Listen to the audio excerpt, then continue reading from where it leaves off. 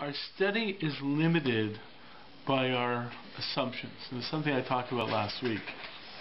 And sometimes we don't even know the assumptions that we bring to the table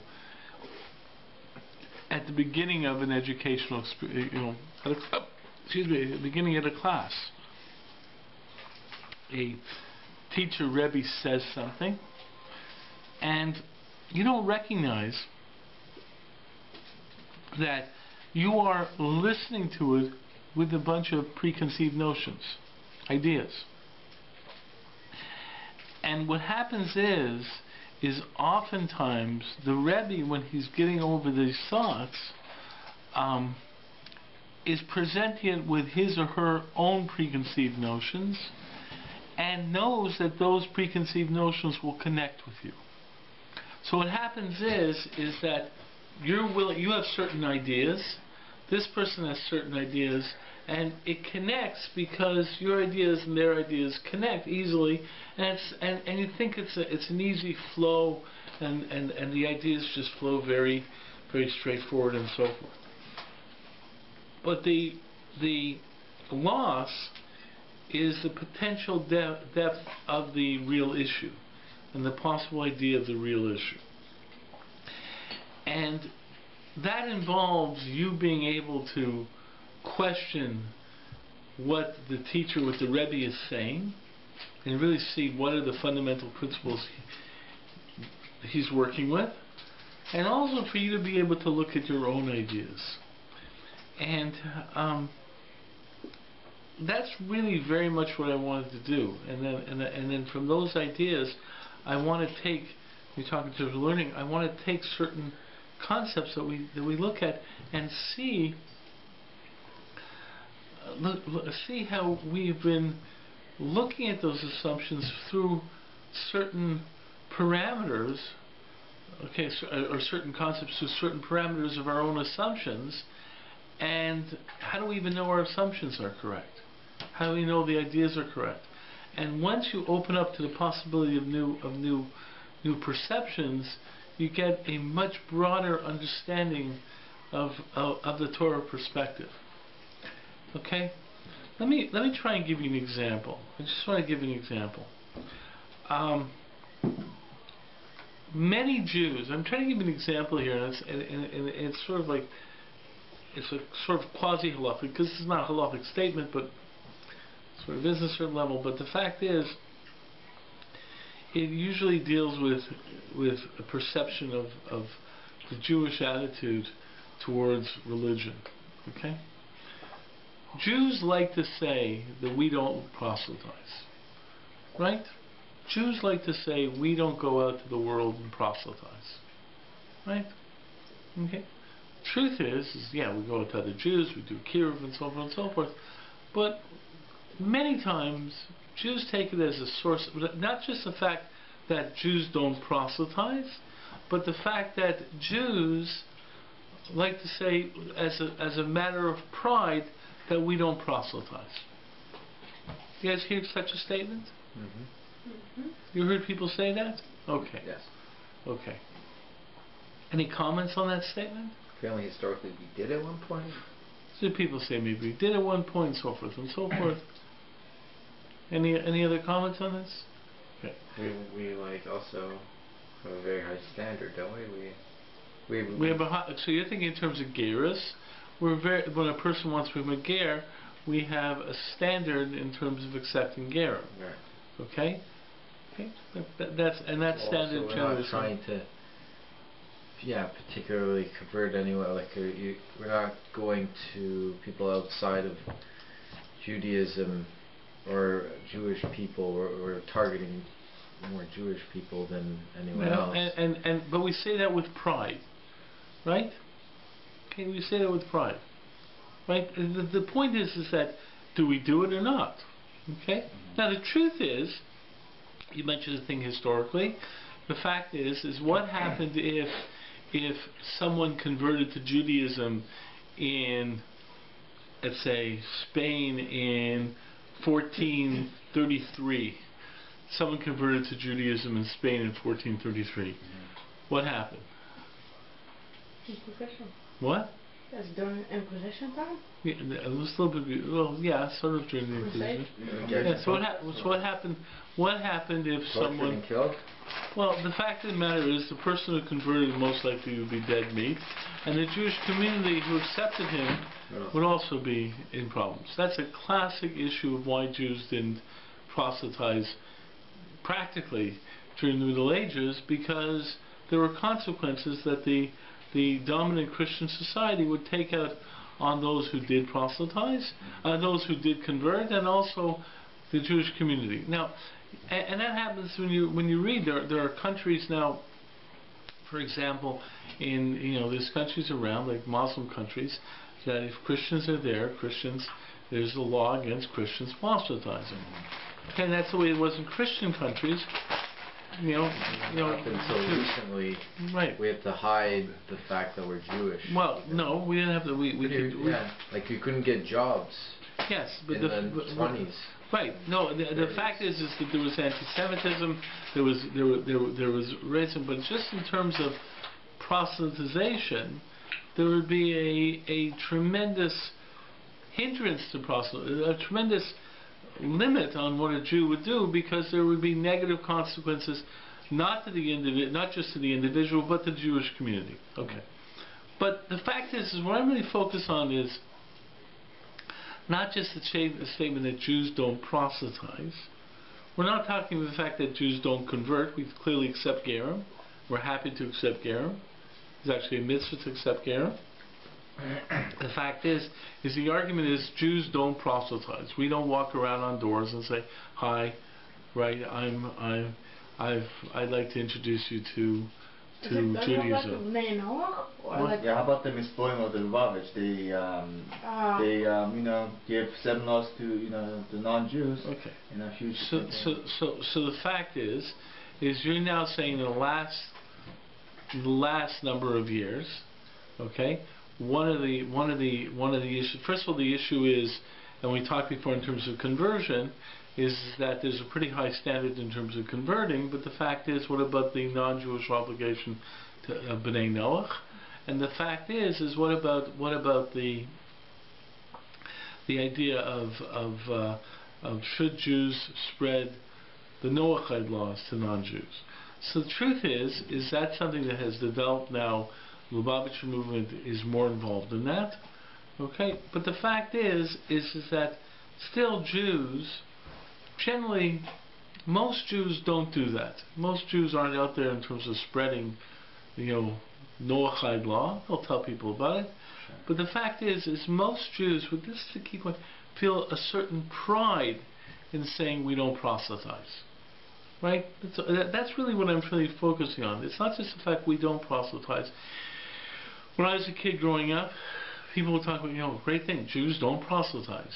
Right? We don't go out there, we don't knock on doors. We're not out there on the street knocking on doors and saying, hey, are you following the 7 Noachide laws? Okay? Although that's pretty recent in terms of that, but the fact is most Jews think we can go out there and get people to be Jews. They're not even thinking in terms of Noachides.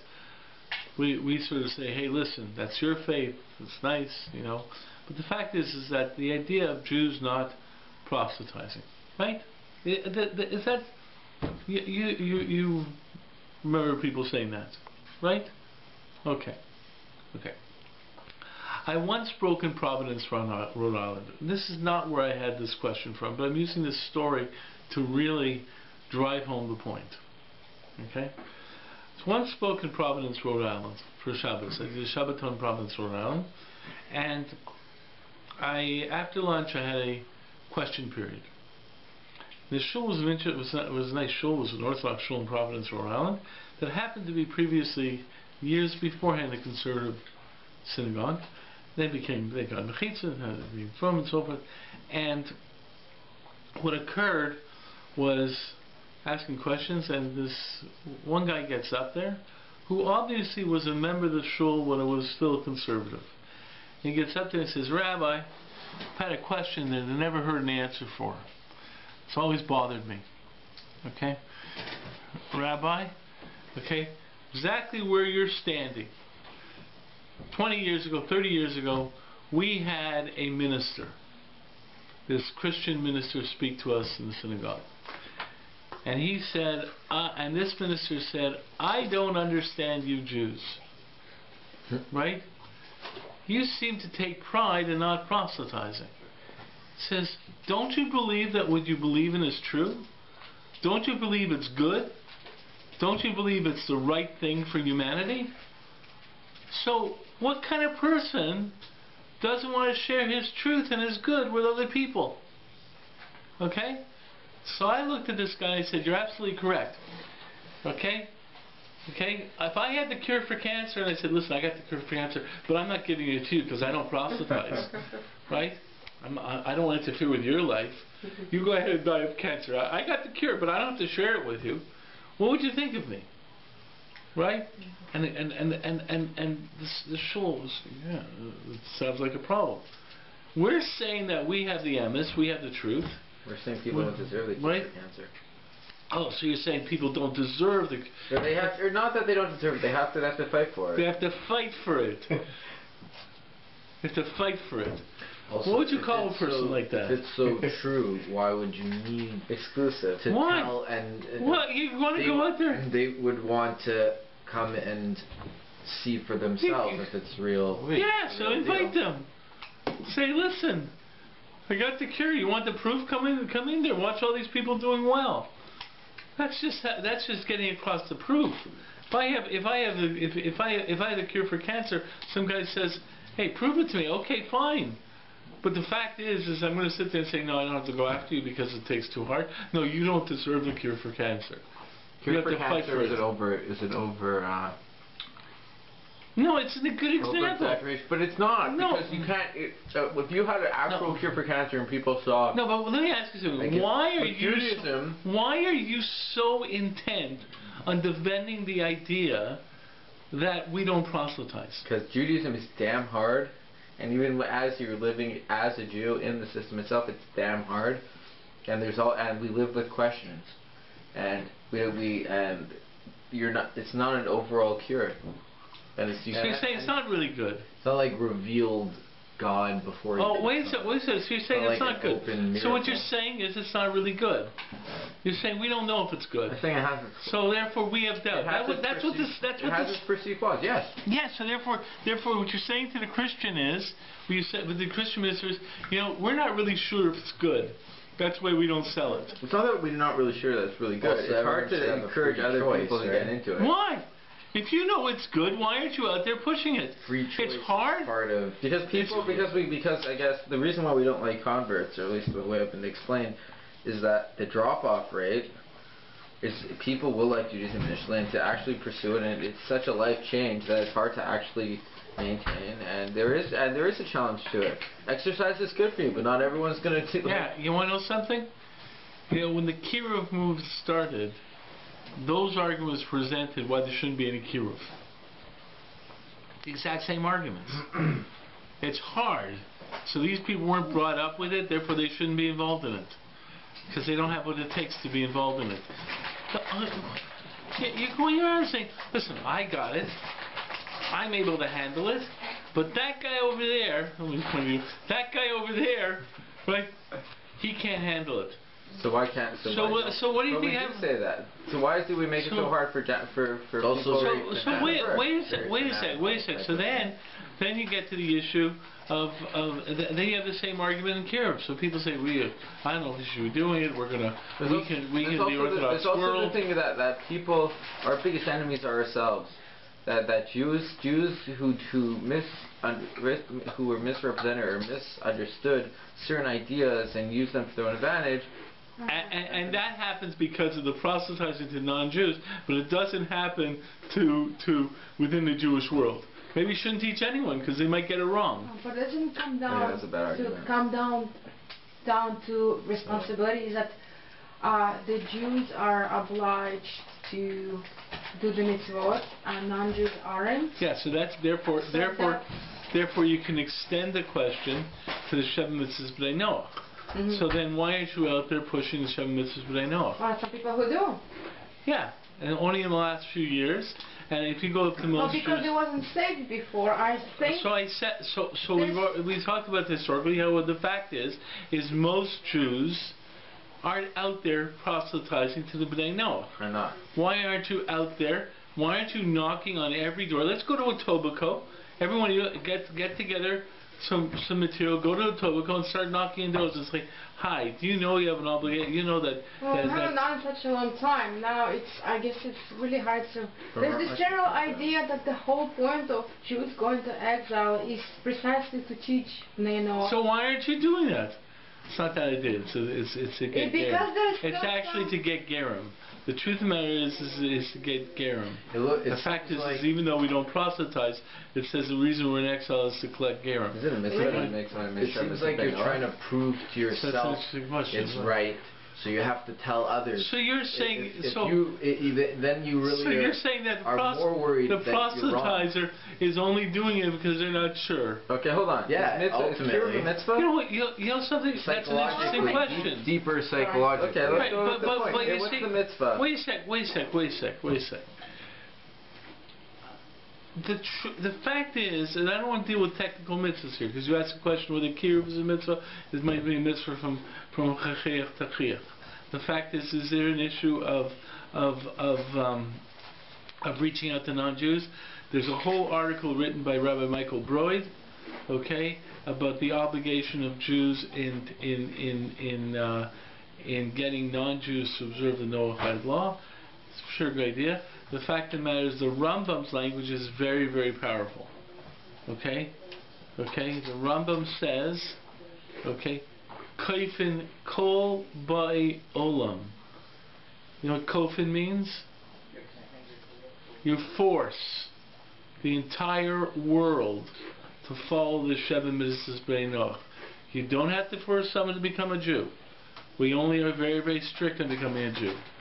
But in terms of the Noachide law, the Rambam would hold of physical, if you had the power, physical forcing to get Noachides to follow the Noachide code. What? That's a very strong statement. Yes, it is a very strong statement. The fact is the Rambam says it. What the Rambam meant. The fact is, some people say the Rambam's only referring to non-Jews in Eretz Yisrael, because when we have a Jewish country. Other people are saying the Rambam is trying to make a more emphatic point. The point of the matter is that there's something that no one ever mentions. Who's the founder of the Jewish people? The first father of the Jewish people. Abraham. Good. Those people get a gold star who said Abraham. Okay. Now, why is Abraham singled out? What did Abraham do that was special? He found monotheism. He found monotheism. He recognized God, because there are no other monotheists in the world, right? No, that's not true. No, it's not true. There were other monotheists. There were other monotheists. But he took it really it made beyond. It seem like everyone's. He didn't make it personal. He didn't make it personal. No, I mean, he didn't just keep it for himself. He took it out of personal. So the fact is, that Avram was noted for reaching out to others. Okay, it says Avram is the people he reached out to others in trying to get across the belief in monotheism, which was basically the Noachide code. Okay, he was concerned about others. It was his chesed that made him concerned about others. The truth is the starting point of Jewishness was actually proselytization. Avram was a proselytizer. Okay, he was a proselytizer in a certain way that was an acceptable form of proselytizing. See, most Jews have a negative attitude to proselytization because we were the objects of proselytization for millennia, and we saw what the consequences are. That's why the Rambam's language is very strong, but the Rambam really means through thought and through teaching and stuff like that. But the fact is, but he says Jews have, I think the Rabbi's language is say Jews have an obligation to spread the belief in one God. And that means for non-Jews to follow the Noahide code. Rambam says that's valid, but the fact is that I don't want to get into an issue of how much time we should spend to this, okay, and the fact is, you asked a question about Kiruv, the point is people raise the same questions on Kiruv as that's why we don't reach out to non-Jews and so forth. The point is, though, is that there is a strong attitude within Torah that eventually the ideal is for the entire world to have the knowledge of God. Why? One day, on that day, right, God will be one and the world will be one, and that will be a great place. Bias Mashiach, on the universal level, is the idea that we have that God is accepted by all, and that's good to the world. Okay, so the point is sharing the good. It's the same as sharing a cure for cancer. The question that exists is that there was a reaction to it when I mentioned it. The truth is when I mentioned to it and I used that cure for cancer, there's this idea. I don't know. It's a little bit different. No, there's issues there. And what I'm really trying to point out is that's where the starting point of looking at your starting point is. That's the starting point of looking at your assumptions. The fact is that one of the issues with proselytization is the haughtiness of the proselytizer. Someone comes to your door, right, and is trying to sell you, trying to share his belief with you. Mm-hmm. That person thinks that he's trying to do the greatest thing for you, saving your soul. Okay, comes to your door and saving your soul. So you're saying it comes from ego. So the fact is, he knocks on the door and he looks at you and so forth and so forth. He may have a very good heart. He might say, I really want to help you out. I want to share my truth with you. The point is that how do you know you're right? I've had situations someone come to my door. I said, listen, you want to get into a conversation? I'd be glad to get into a conversation with you. Try to avoid it. Okay? No, they love it because we don't know. No. They'll love it. No, they love it, but we try to avoid it. No, they'll love it if you don't know what you're talking about. Okay? They don't love it with me. Okay? So the fact is that what's your starting assumption? Oh, really? The Bible's the Word of God. How do you know that? Oh, don't you believe that? What I believe is not what you believe. What I believe is that the oral law is that the Torah consists of an oral part which has at least equal validity to the written part. Do you believe that? No. So we believe in two different aspects of what God did at Sinai. Okay, now which one of us is right? They can't argue it. They never even heard this idea before. They'll start arguing with you. Don't you believe? No. I've had situations where a person will say something to me and say, well, because they're trying to find a common starting point, and they'll say, hey, I said, no, I don't share that common starting point. And it throws them off totally. The point is that the person comes to you, they want to share the good word, but the fact is the person thinks they're trying to do a nice thing to you. They're trying to share some good thing for you. Yes. Okay? The point is, though, is that we know we have a problem with that. Problem because why do you think it's true and so on and so forth? We also know that some of these people who think they're trying to share something that wasn't always a history of proselytizing and so forth. A lot of proselytizers were just beating up on you or whatever. But the point is that we don't go into those details because our assumptions already limit our possibility. When I start off by saying, why don't we do this? Say, well, we don't do that. Okay, and then you start presenting answers. What are your answers really saying? You're just trying to protect an image. Is that image that we Jews are special, and that's why we have the Torah and no one else? Okay? There are people, there are people who have that attitude towards Gerim, right?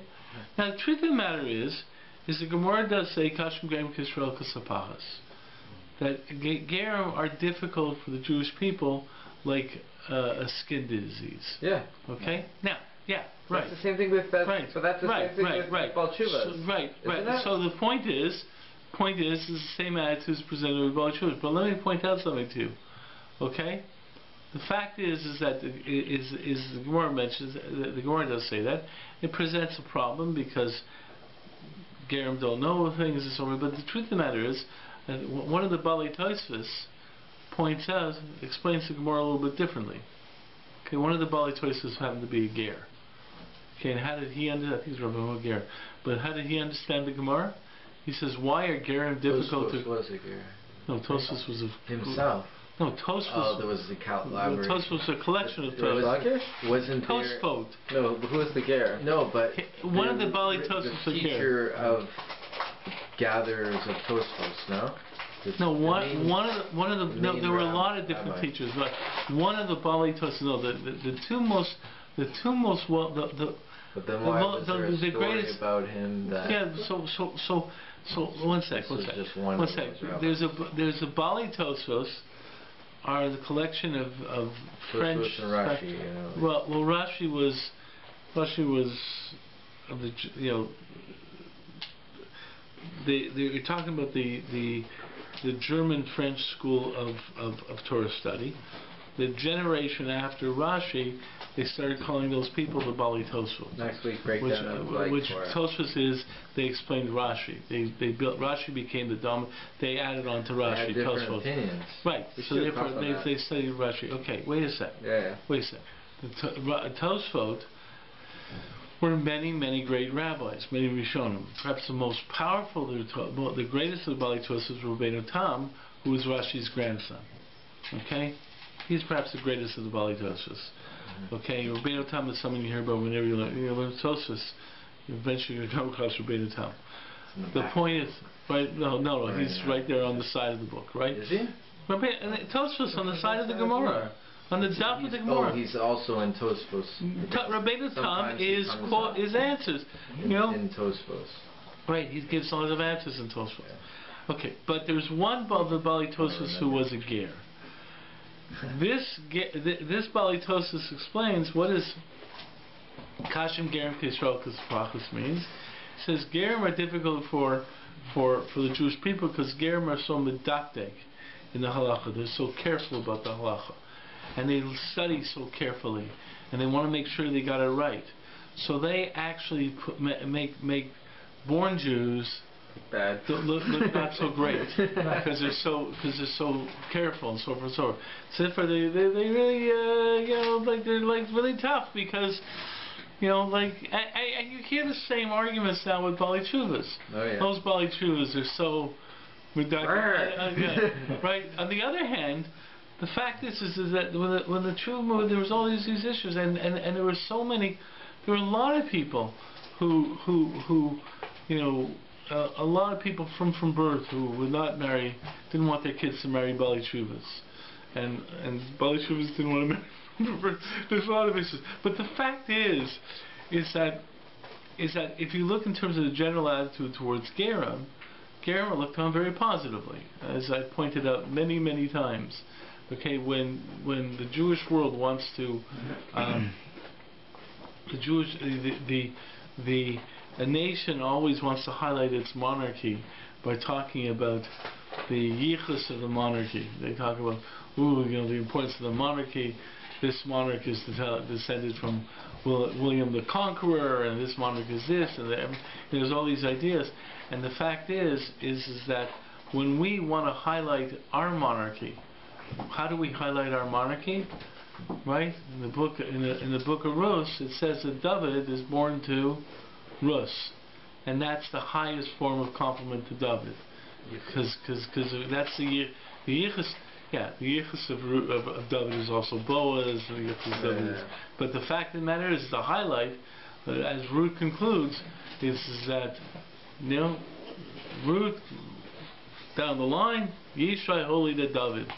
Okay, and that's the monarchy. She's the mother of the monarchy. So that tells you the importance of Gerim.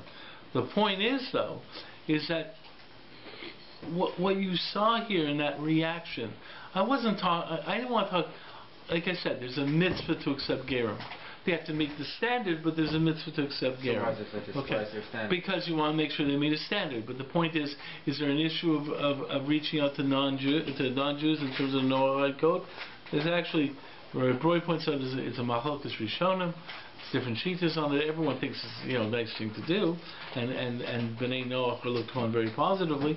But the fact is that is this what our focus is? But the fact is, even in terms of us being in the world, okay, being in the world, we are to affect the world. We affect the world not through open proselytization. We're supposed to affect the world by being examples to the world. And there's advancements. And the fact is that, and the Rambam also says that there's a movement towards the knowledge of God filling the world, which is what it's talked about in terms of Mashiach. Like the Rambam, for example, in the Scented Rambam,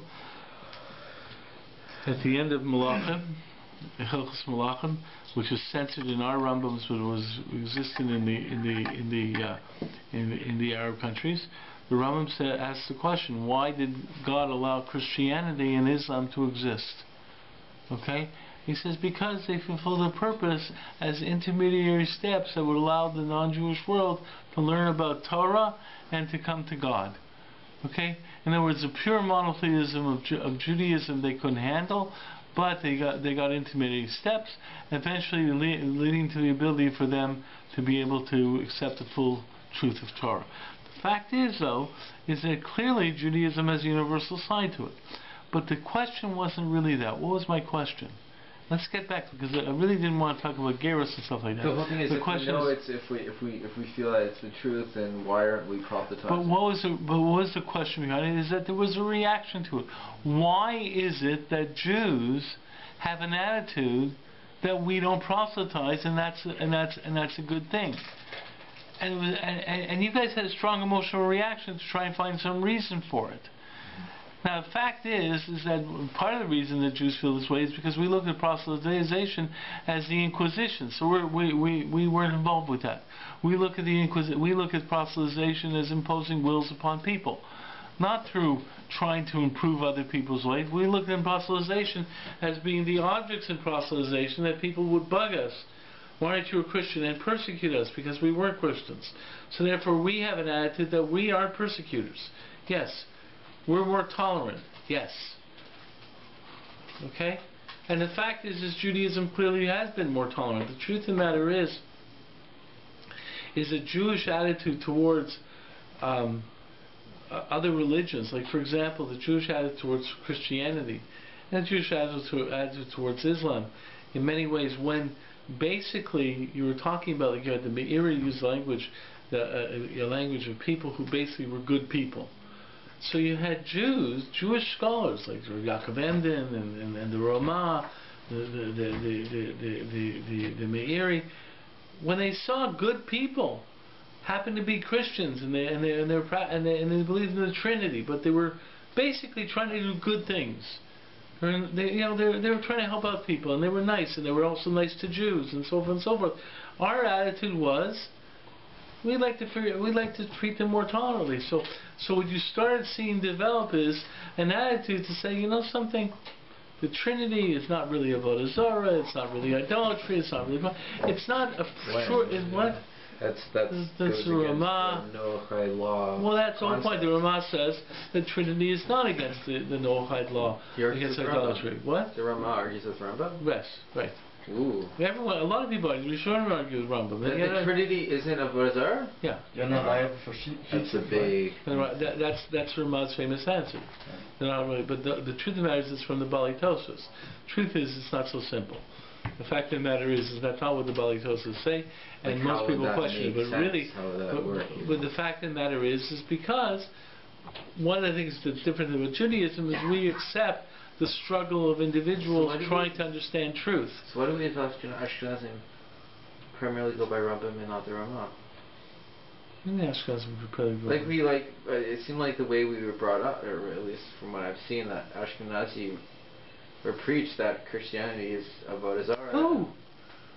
That's what I've experienced in the Jewish day. Yeah, everyone says that for sure. Everyone. Majority. And for Jews, it's avodah zarah. For Jews. For Jews. And then you can't walk into The a Ramah- church and that you. Yeah, because Jews. But if The the way. Ramah says that for non-Jews, Shita is not avodah zarah. But for Jews, it is. It's What? still not allowed. It's not a pure monotheism. So the truth of the matter is what the Ramah saying, and there's a lot of issues on this, but what the Ramah seems to be saying, I'm not sure if he's saying, there's issues what he's saying. I'll tell you what I know someone who really thinks Ramah is really thinking like the Meiri. And he couches it in Tosfos language, but he really is thinking like the Meiri, and that really is the fact that Judaism really has a tolerance for people who are struggling with trying to understand. See, the truth of the matter is that anything you believe in, prove it, okay, and prove it beyond a doubt, okay. So therefore you're with someone, but the point is a person who's struggling with trying to understand truth and trying to understand ideas. There's people, basically if a person is a good person, right? What the Ramah is really saying, what the Ramah is talking about in Jesus, what you really see is like from Rav Yaakov Enden and from other people, that the Meiri, that if a person is basically a moral person. See, the Meiri's idea is much, there's a difference between looking at the person and then looking at their religion. No, but the fact is the Meiri develops it a little bit differently. The Meiri basically says that the roots of morality is really tied to monotheism. Absolute, total idolatry really does not create an ethical system, because idolatry just becomes self-serving. Of using the powers for your own interests, self-interest. Monotheism, the projection of a God who is a compilation of the complexity of life, like and that's where you start seeing the beginning of an ethical perspective, because in that way also you recognize that your relationship with God. See, the relationship with the gods was basically trying to find a power that you could use, right? I have the nuclear bomb, so therefore I can use it. So the point is that the gods were like powers that I could use, but it wasn't that I have to relate to the gods in a way that's ethical. You could look at the one God being a power that you could use too. No, the fact of the matter is once you start seeing a monotheistic God, which encompasses contradictory powers and contradictory forces, then that God, which then comes together in a unity, that monotheistic God is someone you have to relate to. It's not someone you can use. So therefore, the relationship of human beings to a monotheistic God starts developing the concept of ethics. Because I don't just see, like, if I use another person, it means I only see you as an object for me to use. If I relate to another person, I understand you're a separate being to me that I have to relate to. You aren't there just to serve me. So then that goes back to God's unable to relate to. No, it's not unrelated to. That's a big argument for the initial question. What? Against what our practice. What? Of why we don't proselytize. Yes, the fact is that if God is universal, then then isn't He interested in all human beings? So what's the answer? Okay, so the point is that's an issue in terms of religion. The truth of the matter is Immanuel Kant, his challenge against Judaism is because he saw Judaism as presenting the idea of a God who didn't have universal concerns, and he said no. God should have universal concerns. But the point is that what I'm getting at is that what we begin to understand, though, is when human beings start becoming more ethical, or some level of ethics, and we started seeing Western society like that. So let's say in terms of America, and Thomas Jefferson and George Washington, who offered us freedom of religion and so forth and so forth, and we started seeing the beginnings of people who started treating Jews in a more tolerant way, and they happened to believe in Christianity. Jews weren't willing to say, gee, you're a really nice guy and so forth, but because of your idolatry you're going to hell. Jews began to say, and you already saw this in terms of you were saying, gee whiz, these guys seem to be good people. I got some theological issues with their ideas. Let's try and understand that. So the fact is, we started being more tolerant of their struggle. So what the Ramah is really saying with Shittif is really, we are more tolerant of a person struggling. We so still the don't non-Jew, feel they're right. They're not right, but they're struggling with it. And we see some implication of acceptance of some level of monotheism because they're becoming more ethical. Okay, that's a way of understanding the Ramah. It's really very much tied to the Meiri. But the point is it's a very different understanding. But your questions, like what about universal? So the truth is that Jews, when they walk around saying we don't proselytize, that's what I meant by an assumption. That's what I mean by people. We don't proselytize. Then people throw out ideas because Jews are this or Jews are that. But but the stuff I was saying, like, isn't there is a lot of ideas that are related to it, or at least that we've been taught in our system. What? The reasons why we don't proselytize, the reasons why we don't take kindly, why we discourage Gerim, the reasons, like, these are things that are kind of embedded as a whole from what I could see. And what I'm doing here is by raising these questions, it's exactly my point. The fact of the matter is that people already had these assumptions. It's not assumptions, it's doctrine. No, it's assumptions. People started throwing ideas, we don't proselytize. Now maybe you were taught this, but they were something that for some reason you accepted. Did you analyze it? We don't proselytize. To do or not to do that, right? So assumptions. The point is, what I'm saying. You're right. What I'm saying is that you, however you got this idea, did you get it from some perspective, some teaching, or whatever? But however you got this idea, right? There are questions that immediately should arise to say, listen, how do I understand things so like where this? do you? So then, how would you differentiate, I guess, doctrine from a preconceived notion? Like you have, I guess. What's the fact we were taught to believe this way? It's not that we any idea that was given to you, right? You can ask a question on. Okay. Okay. You didn't ask the question because, right? There was something inside of you that said, this makes sense to me. Right. Right? That's what I'm trying to point out. So where do you then find the proper lessons to then so now you're getting to my point. And then come out with ideas without looking at... You have to first start... You see, you're starting with the first issue. When you're thrown an idea, okay...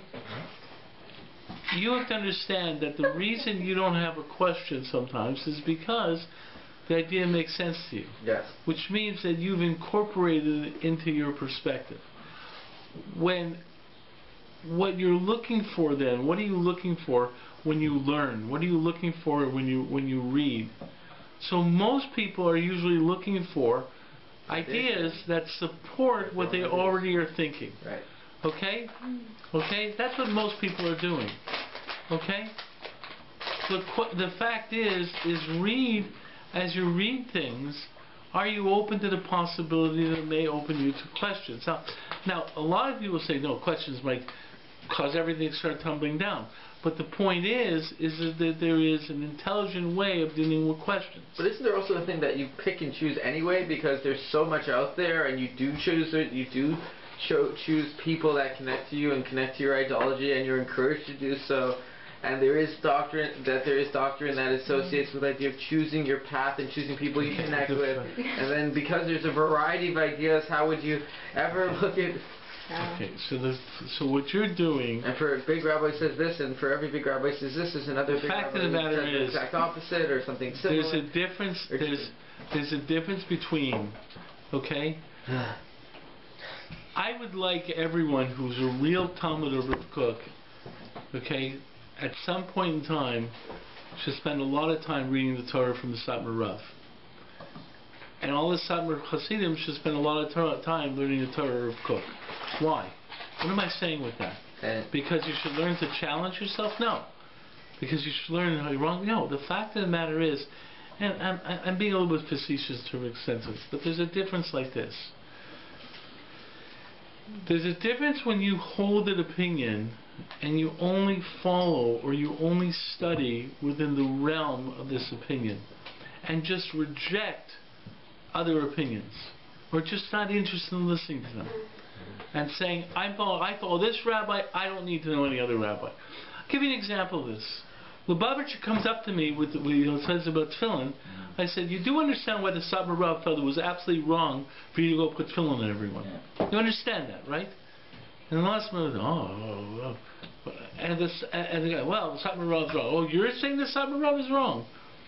I'm not trying to challenge you. You follow the Lubavitcher Rebbe. The Lubavitcher Rebbe had his opinion. But are you even aware of the fact that there's another opinion? From someone who's very intelligent within the system. So then there's the other idea about practically speaking. Yes. If you're a person who is a normal Jew who works 9 to 5 and then has maybe time, like how are you, and you have those little time to learn, well, if then you're learning, like how do you look at the scope of the fact is, I'm not asking you to make your decision. I'm asking you to be aware. So what exactly am I asking you to be aware of? Do you understand that there's a big difference? Okay, let me give you an example. When I was in, from the secular example, when I was taking psychology, undergraduate psychology, so we were learning about all the different theories of personality, Skinner and Rogers and Freud, all these different aspects of the psychological system. I remember someone saying, "Oh, I really like Rogers, Carl Rogers' viewpoint." I said, "Don't you really like Carl Rogers' viewpoint?" No.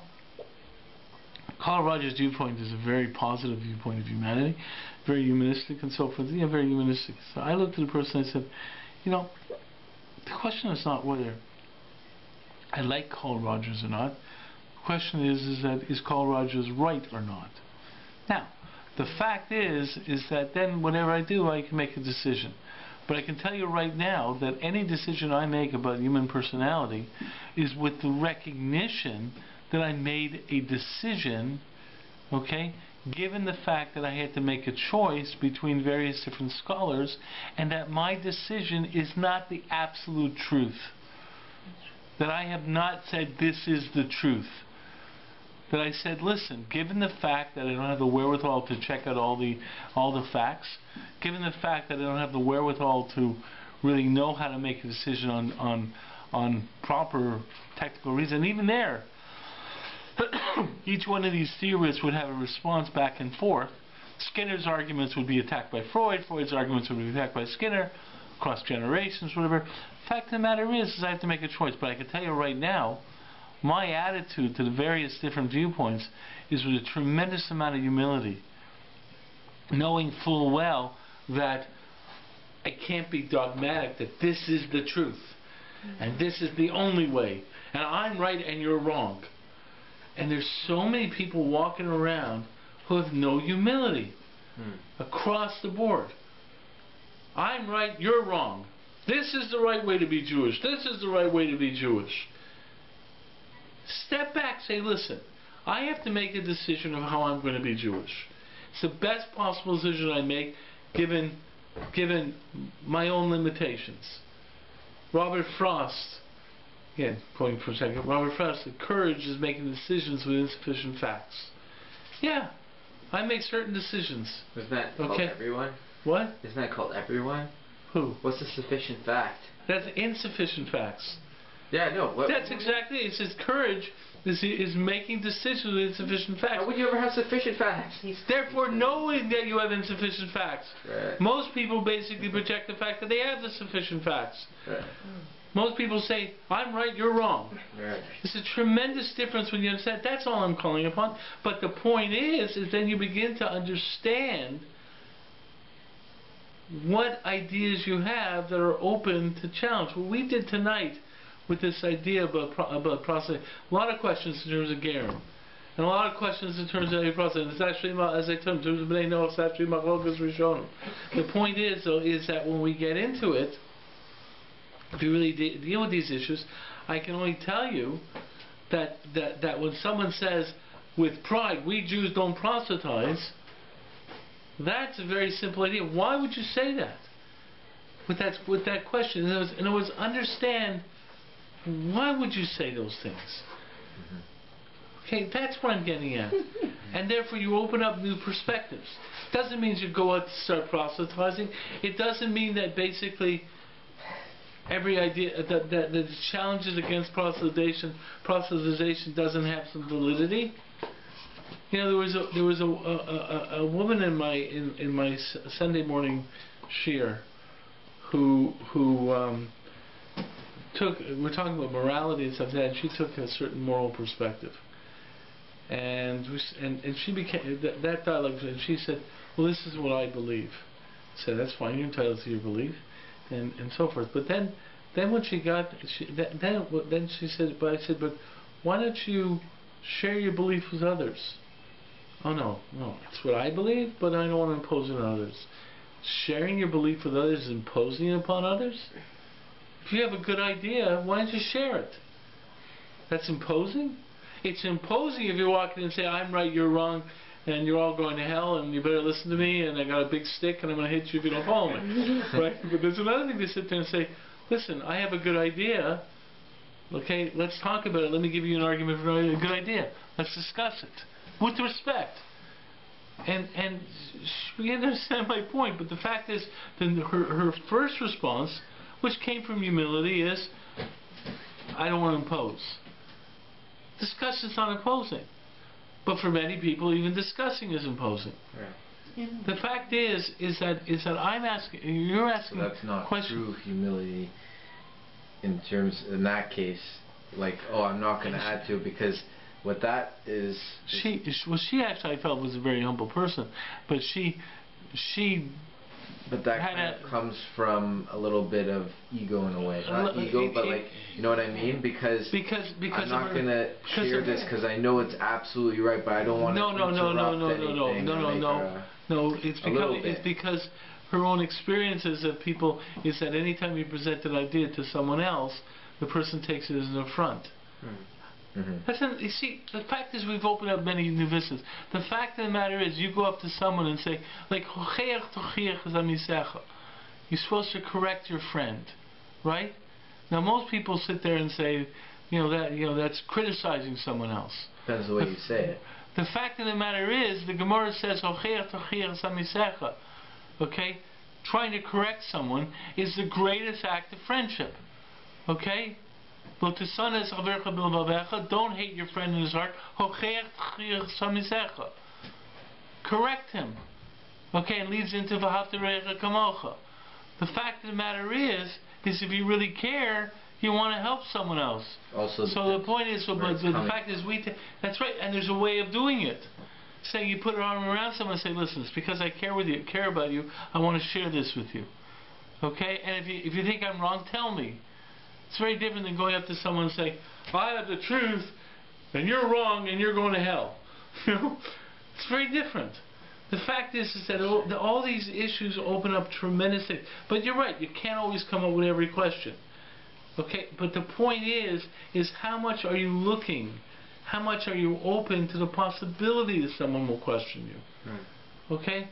How much are you actually sitting there and saying, so when you start off with certain attitudes of being Jewish, which is what a lot of people talk about, but not proselytization. It's almost like this sort of like, it's like we got this, we're a group and we don't want anyone to be part of it. Like, it's sort of like it's our country club and our part of it. You can have your own country club, but we have ours. The fact of the matter is that what you're saying? And the fact is is that a lot of times when people say they don't proselytize, it's almost like said with pride, because it's just for Jews.